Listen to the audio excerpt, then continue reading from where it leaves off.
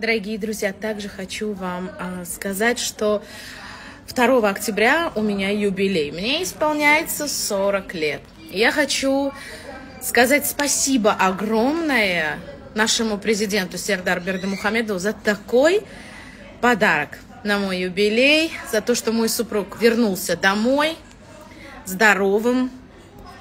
Детки рады, я счастлива, что еще нужно. Поэтому мы вновь полноценная семья, мама, папа и детишки. Мы счастливы. Дай Аллах, чтобы в каждой семье было все хорошо.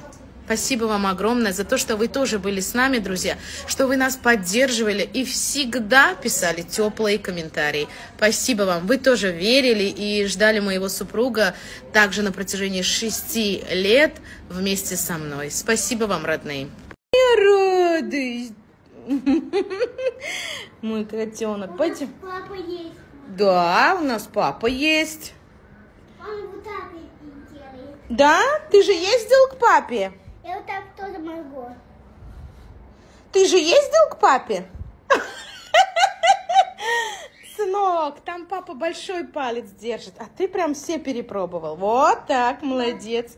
Ты не тоже такой палец? Да, Джана, да. Ты же ездил к папе? Да, он на самолете летел.